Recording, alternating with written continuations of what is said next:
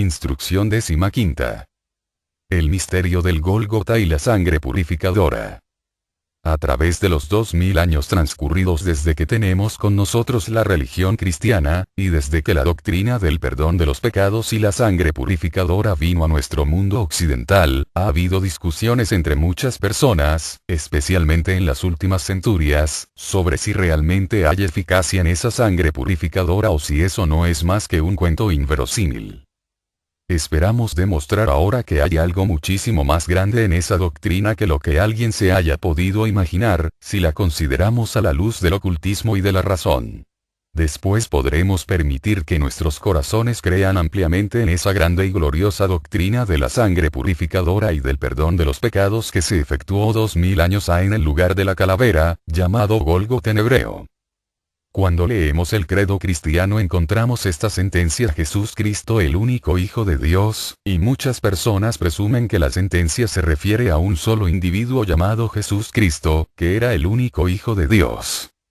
Sin embargo, veremos bien pronto que no es así, que hay tres grandes y gloriosas individualidades a las que se refiere esa sentencia.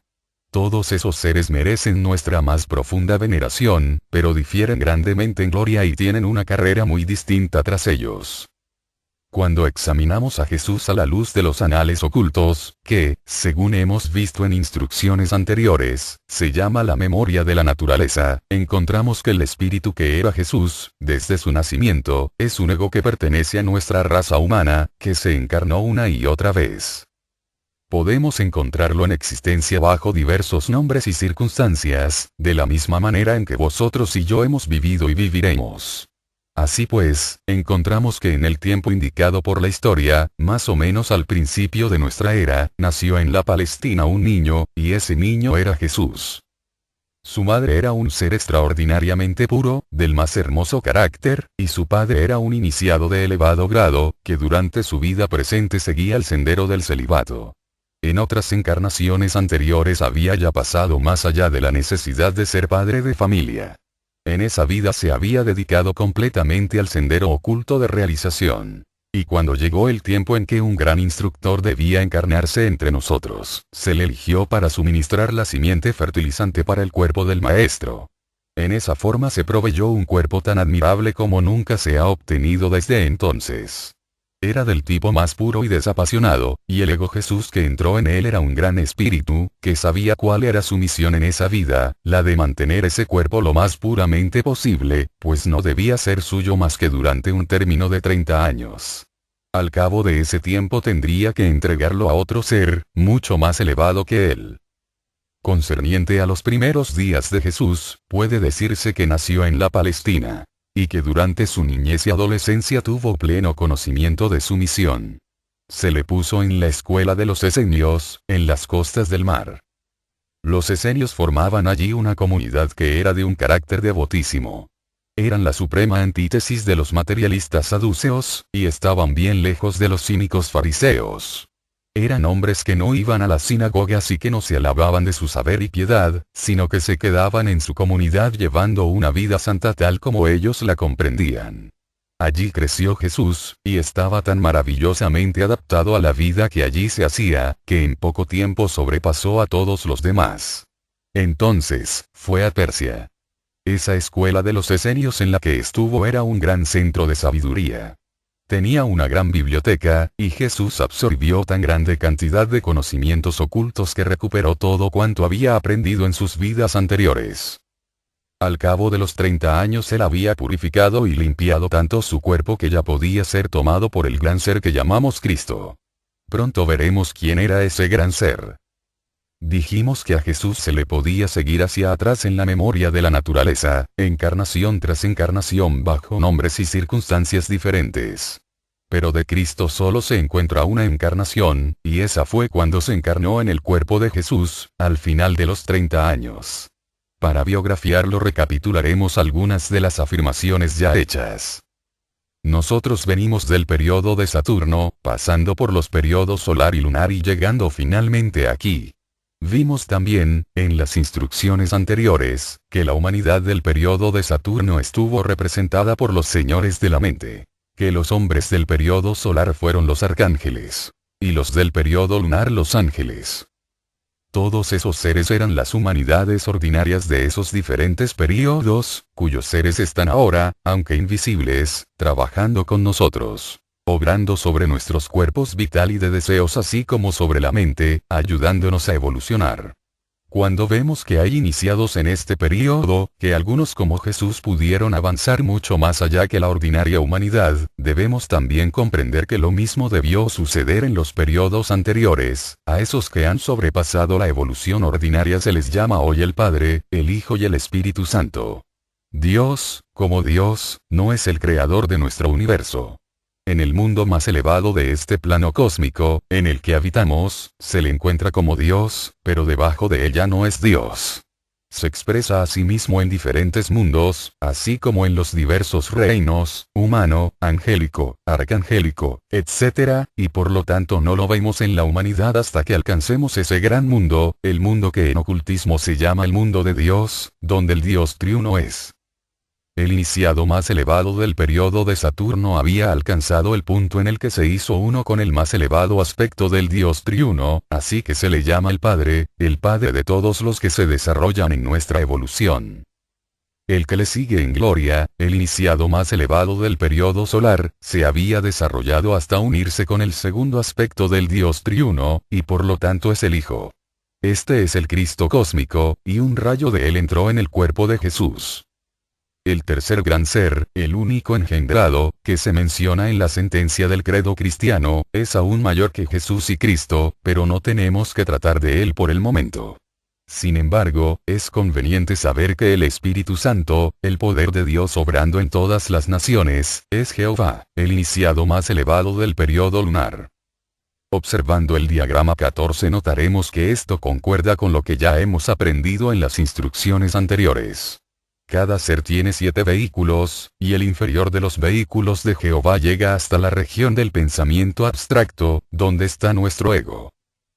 Como que estamos bajo la línea que divide el espíritu de la materia, hay diferenciación.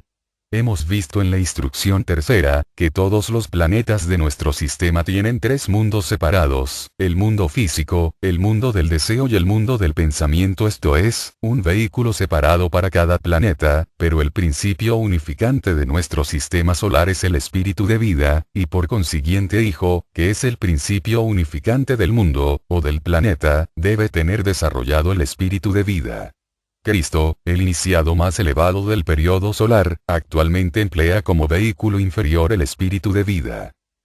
En el período solar, el globo inferior estaba en el mundo del deseo, y por lo tanto los arcángeles tienen como vehículo inferior el cuerpo de deseos todavía.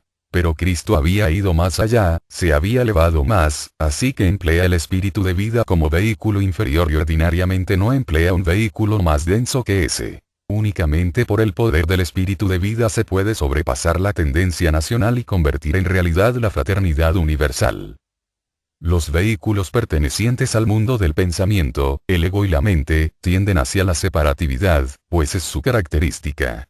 Pero el espíritu de vida es el principio unificante del universo, y por lo tanto Cristo es el único que está preparado para llevar a cabo la fraternidad. Esa es pues una de las razones por qué Cristo tuvo que venir para ayudarnos. Y ahora veremos sobre Cristo Jesús. Es una ley del universo que ningún ser, por grande que sea, puede construir un vehículo y funcionar en un mundo superior o inferior al mundo en que aprendió a actuar. Así que cuando es necesario trabajar aquí, en nuestro mundo físico, es una imposibilidad absoluta para cualquier ser, excepto para nuestra humanidad. Esta solamente puede construir vehículos humanos densos. Ha sido auxiliada por otros, pero ella es la que ha hecho el trabajo, y por lo tanto era necesario que un hombre cediera su cuerpo para que Cristo pudiera, entrando en él, ayudar a la raza, como también a toda la humanidad.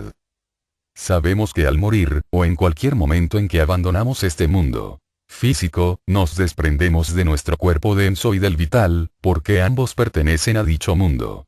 Así lo hizo Jesús, cuando llegó a la edad de 30 años, después de haber puesto su cuerpo en condiciones de que pudiera habitarlo el gran ser, y lo dejó gustosa y voluntariamente. Lo abandonó en el bautismo, como lo hubiera dejado al morir, para que Cristo pudiera entrar en él. Y se vio a este descender en forma de una paloma. Cristo, siendo arcángel, había aprendido a construir como vehículo más bajo, hasta el cuerpo de deseos, pero no sabía cómo elaborar ni el vital ni el denso. Los arcángeles habían trabajado anteriormente por la humanidad desde afuera como lo hacen los espíritus grupo, pero eso no era suficiente. El auxilio tenía que venir de adentro. Esto se hizo posible mediante la combinación de Cristo y Jesús, y por consiguiente es verdad en el sentido más elevado y en el sentido más literal, lo que dice San Pablo. Hay un solo mediador entre Dios y el hombre, Cristo Jesús, el justo. Ninguna otra entidad de nuestro sistema posee completos en cadena los 12 vehículos necesarios, que partiendo del cuerpo denso y pasando por los 7 mundos llegan hasta el segundo aspecto del Dios triuno, el Hijo. Por consiguiente, Él puede venir desde el mismo trono del Padre y también puede llegar hasta la cumbre, llevando las tristezas y sufrimientos de la humanidad hasta allí, purificándonos en tal forma cual ningún otro puede hacerlo y ayudándonos como nadie puede ayudarnos. Hemos visto pues, quién es Jesús, quién es Cristo y quién es esa personalidad compuesta que llamamos Jesucristo. El único engendrado es un ser mucho más elevado. Oyese hablar del absoluto y se cree que el absoluto es Dios quizás. Las ideas de ciertas personas son bien curiosas por cierto. No podría ser de otra manera, sin embargo, ya que no se han dado enseñanzas definidas sobre el asunto. Pero Dios, el gran arquitecto del universo, según lo llaman los masones, ha sido descrito como el creador de nuestro sistema solar, que no tiene nada que ver con lo que está fuera de dicho sistema. Más allá de los 7 mundos en los que está situado nuestro sistema solar y todos los demás sistemas solares, hay todavía 6 grandes planos cósmicos de vida y de ser, y en ellos se encuentran jerarquías superiores y de diverso grado de gloria por encima del gran ser a quien llamamos Dios. Y por encima de todo existe lo que podemos llamar el Ser Supremo, el único que incluye todos los sistemas solares y todas las jerarquías de todo el universo. Y el verbo que emanó de ese gran ser, el primer sonido o fiat creador, es el único engendrado. Otros seres han sido los únicos engendrados, en una forma similar, pero no en la forma en que lo fue el primer sonido. Antes de este no existía más que ese ser supremo, y no podemos nunca hablar de nada superior al absoluto, el uno. Aunque esto no signifique nada para nosotros actualmente, es bueno saber que hay una distinción, así que por lo menos nuestras ideas serán claras respecto de quién es Dios, quién es el Hijo y quién es el Espíritu Santo, así como respecto a Jesucristo. El Padre es el iniciado más elevado del periodo de Saturno. El Hijo es el iniciado más elevado del periodo solar. Jehová, el Espíritu Santo, es el más elevado iniciado del periodo lunar. Y las humanidades ordinarias de los diferentes periodos son respectivamente los ángeles, los arcángeles y los señores de la mente. Hay muchas jerarquías, muchas que están más allá de la evolución del hombre y debajo de la evolución del hombre, pero no hay ningún otro que pueda ser la salvación del hombre sino Cristo Jesús. Por último hemos llegado a comprender los factores que intervinieron e hicieron ese gran sacrificio del Gólgota. Sabemos quién es quién. Estas instrucciones son primero analíticas en grado superlativo, pero cuando combinemos sus resultados y consideremos dicho sacrificio bajo su luz, entonces encontraremos algo grande, algo espiritual en él. Es necesario ser analíticos para satisfacer a aquellos que se han visto obligados a abandonar sus iglesias. Ellos han preguntado qué bien del mundo puede hacérmelo creer, y están buscando una respuesta a esa pregunta que surge en sus mentes: ¿qué eficacia tiene la sangre? Y por consiguiente es necesario analizar antes de ponernos frente a las enseñanzas espirituales. Tenemos un factor más que nosotros debemos analizar: la sangre. Habréis oído decir al autor varias veces que la sangre es el vehículo particular del ego en el mundo físico. Encontramos en la Biblia que esto era conocido muy bien por los que escribieron el Levítico, pues decían que la vida está en la sangre. Vemos la sangre como innumerables glóbulos o discos microscópicos, pero la sangre no es de esa naturaleza, según lo ve el clarividente en el cuerpo humano vivo. La sangre es un gas, una esencia espiritual caliente. Este calor lo produce el ego que está dentro de la sangre. Si se pincha la piel y sale sangre, ésta se coagula como el vapor, que es un gas caliente invisible, condensándose tan pronto como se pone en contacto con la atmósfera externa. La sangre es el vehículo a través del que, por medio del sistema nervioso simpático, lleva a la mente subconsciente todas las actividades al cuerpo, actividades de las que no tenemos noticia en nuestra mente consciente. La sangre es una esencia peculiarísima, según se ve en el mito de Fausto, al ir a firmar el pacto con el diablo. Va a hacerlo con tinta, pero Mefistófeles dice firmad con sangre. Y Fausto pregunta por qué. ¿Es acaso más eficaz? Sí, contesta Mefistófeles, la sangre es una esencia muy peculiar, porque sabía que la sangre contiene al ego, y por lo tanto exigía la sangre del hombre a quien quería tener bajo su poder. El ego humano es más poderoso que el espíritu grupo del animal, como lo vemos cuando acudirnos a la prueba científica que se llama hemólisis. La sangre de un animal superior si se inocula en otro de especie inferior lo mataría. Si tomamos sangre humana y la inoculamos en un animal inferior, el animal no puede soportar las elevadas vibraciones de la sangre de un ser humano y muere. Por otra parte, si se inocula sangre de un animal a un hombre, éste no sufrirá. No podemos pasar más allá de los antropoides. Estos únicamente pueden soportar inoculaciones de sangre humana, todos los demás animales morirían. En los días anteriores a Cristo, recordaremos de Parsifal que no había iniciación para todo el que quisiera. Se dijo proféticamente: todo aquel que esté sediento que venga a estas aguas a beber, pero esto era una profecía. Después de la venida de Cristo, la tenemos para todo el que quiera. Antes de ese entonces la iniciación estaba reservada a ciertas castas, cuyos miembros eran los únicos que podían ser iniciados o sacerdotes. Con objeto de demostrar que eso quedaba abrogado, se tomó el cuerpo de Jesús, pero no de un levita. Jesús venía de la mezcla más fuerte de la nación judía, los galileos. En los tiempos primitivos nadie podía casarse fuera de su tribu, y leemos que Adán y Matusalén vivieron así muchísimos años. En esa época era costumbre casarse en la familia, una endogamia tan estrecha como fuera posible, así que la sangre que corría por las venas de los miembros de esa familia contenía las imágenes de todo cuanto les había ocurrido a sus diferentes ascendientes, lo que estaba conservado en la mente que ahora es subconsciente. Pero entonces estaba consciente y constantemente ante la visión interna del hombre y cada familia estaba unida por la sangre común con la que vivieron sus antecesores. Los hijos veían las vidas de sus padres. Y en esa forma Adán y otros patriarcas vivieron durante centurias. En esos tiempos nadie se casaba fuera de su propia familia, así como nosotros no nos casaríamos dentro de ella. Se consideraba con horror el casamiento con un extraño y hasta en la mitología escandinava vemos como los que tenían que formar parte de una familia se veían obligados a mezclar la sangre. Para ello tenía que verse antes si la sangre se mezclaba o no, así que la hemólisis era ya conocida de ellos, en algunas de sus fases por lo menos. Si la sangre no se mezclaba hubiera producido confusión de casta, como dice el hindú. Debía seguirse la línea estrictamente, pues en caso contrario esas imágenes de la visión interna no serían las mismas y se tornarían confusas y borrosas. Cuando Cristo vino derogó tal práctica al decir antes de que Abraham fuera, yo soy. Yo no me cuido de Abraham, sino que me glorifico en el yo soy, el ego que era antes de que él fuera. Y dijo aquel que no deje a su padre y a su madre no puede seguirme. Mientras os mantengáis en la familia, en la nación, en la tribu vivís en la antigua sangre, en los antiguos métodos, y no podéis amalgamaros en una fraternidad universal. Eso puede realizarse únicamente cuando os caséis internacionalmente. Porque si tenéis muchas naciones, es lo mismo que tener muchas casas de ladrillos. Mientras tengáis esas casas levantadas ante vosotros no podréis hacer un gran edificio, pero cuando las destruyáis podréis hacer con ellas uno muy grande. El matrimonio en familia debe pasar. Que Abraham muera y que el yo soy viva. Perezca el patriarcado para que el individualismo pueda surgir.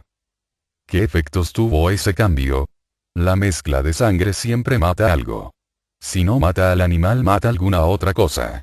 Si cruzamos un caballo con una burra, se produce un híbrido, la mula. ¿Es esa mula igual a los que la engendraron? ¿No ha muerto algo? Sí. Ha muerto la facultad de la propagación y así sucede en todos los demás híbridos. No pueden propagar su especie. De la misma manera, cuando nos casamos internacionalmente, algo muere. Y ese algo son las imágenes de nuestra visión interna. Las diferentes imágenes o recuerdos de las diversas familias se mezclaron, así que la clarividencia, el contacto con el mundo espiritual junto con la memoria de la naturaleza, se fue borrando desde ese tiempo. Los escoceses de las montarías que se casan en el clan y los gitanos también, retienen esa segunda vista en cierto grado. Si alguien se hubiera situado durante millares de años en algún planeta distante y hubiera mirado clarividentemente a nuestra pequeña Tierra, habría visto un cambio gradual de mal en peor en su mundo del deseo y su mundo del pensamiento. Se iban llenando más y más con sucias y malas vibraciones, porque el hombre, en los días de su infancia, no podía dominar sus impulsos. Estaban principalmente dominados por la mente y el cuerpo de deseos, y por lo tanto, después de la muerte tenía que hacer una estadía en el purgatorio, la cual ocupaba la mayor parte del tiempo transcurrido entre dos encarnaciones. Casi no había progreso alguno. El segundo cielo, en el que aprendía el trabajo creador, casi le estaba cerrado. El mundo del deseo terrestre tenía que ser purificado para proporcionar al hombre un nuevo impulso. Y esa fue la misión de Cristo. En cuanto a las razones referentes a la muerte violenta, ya se dijo que cuando una persona sale brusca o violentamente de su instrumento hay algo que se adhiere a él, y ese algo son las impurezas de la naturaleza inferior. Tenemos sangre arterial y sangre venosa, en la venosa se encuentran todas las impurezas de la naturaleza inferior. Pero en la sangre arterial tenemos la pureza. La sangre venosa se adhiere estrechamente a la carne, y por lo tanto, cuando alguna persona es muerta, si la sangre fluye se efectúa una purificación definida. Cuando quiera que el espíritu sale del cuerpo por accidente y fluye la sangre, el hombre es más puro, mejor como espíritu. El cuerpo de Jesús tenía que ser muerto y la sangre tenía que fluir para que, mediante esa muerte violenta, la última impureza que aún pudiera permanecer adherida a esa carne se disgregara. Para que el Espíritu Cristo, purísimo e inmaculado, sin ninguna de las impurezas del cuerpo que había usado, pudiera difundirse por todo el mundo. Cuando ese gran ser fluyó al exterior por las heridas del cuerpo de Jesús, ese luminosísimo espíritu solar se difundió por toda la tierra. Y por eso oímos hablar de esa gran oscuridad, pues la gran luz espiritual la percibió el hombre como oscuridad. Pero gradualmente fue absorbida por la tierra, y tomó su lugar, permitiendo que todas las cosas que estaban dentro de su influencia volviera a su condición normal, por lo menos en lo que el hombre podía ver. Pero las vibraciones que se habían producido limpiaran, purificaron y ordenaron rítmicamente las vibraciones del mundo superior y dieron un impulso espiritual que no habría podido ser dado de otra manera, y en esa forma fue como lavó y borró los pecados del mundo, restaurando las vibraciones rítmicas en cierta medida y permitiendo al hombre progresar. Esa influencia está aún obrando y purificando el mundo. Es la fuente del altruismo y de la benevolencia que gradualmente está tomando el lugar del patriotismo y del egoísmo, allegando fraternidad universal para la humanidad. Durante su vida presente seguía el sendero del celibato. En otras encarnaciones anteriores había ya pasado más allá de la necesidad de ser padre de familia. En esa vida se había dedicado completamente al sendero oculto de realización. Y cuando llegó el tiempo en que un gran instructor debía encarnarse entre nosotros, se le eligió para suministrar la simiente fertilizante para el cuerpo del maestro. En esa forma se proveyó un cuerpo tan admirable como nunca se ha obtenido desde entonces. Era del tipo más puro y desapasionado, y el ego es Jesús Cristo, que era el único Hijo de Dios. Sin embargo, veremos bien pronto que no es así, que hay tres grandes y gloriosas individualidades a las que se refiere esa sentencia. Todos esos seres merecen nuestra más profunda veneración, pero difieren grandemente en gloria y tienen una carrera muy distinta tras ellos. Cuando examinamos a Jesús a la luz de los anales ocultos, que, según hemos visto en instrucciones anteriores, se llama la memoria de la naturaleza, encontramos que el espíritu que era Jesús, desde Instrucción 15. El misterio del Gólgota y la sangre purificadora. A través de los 2000 años transcurridos desde que tenemos con nosotros la religión cristiana, y desde que la doctrina del perdón de los pecados y la sangre purificadora vino a nuestro mundo occidental, ha habido discusiones entre muchas personas, especialmente en las últimas centurias, sobre si realmente hay eficacia en esa sangre purificadora o si eso no es más que un cuento inverosímil. Esperamos demostrar ahora que hay algo muchísimo más grande en esa doctrina que lo que alguien se haya podido imaginar, si la consideramos a la luz del ocultismo y de la razón. Después podremos permitir que nuestros corazones crean ampliamente en esa grande y gloriosa doctrina de la sangre purificadora y del perdón de los pecados que se efectuó 2000 años ha en el lugar de la calavera, llamado Gólgota en hebreo. Cuando leemos el credo cristiano encontramos esta sentencia: Jesús Cristo el único Hijo de Dios, y muchas personas presumen que la sentencia se refiere a un solo individuo llamado de su nacimiento, es un ego que pertenece a nuestra raza humana, que se encarnó una y otra vez. Podemos encontrarlo en existencia bajo diversos nombres y circunstancias, de la misma manera en que vosotros y yo hemos vivido y viviremos. Así pues, encontramos que en el tiempo indicado por la historia, más o menos al principio de nuestra era, nació en la Palestina un niño, y ese niño era Jesús. Su madre era un ser extraordinariamente puro, del más hermoso carácter, y su padre era un iniciado de elevado grado,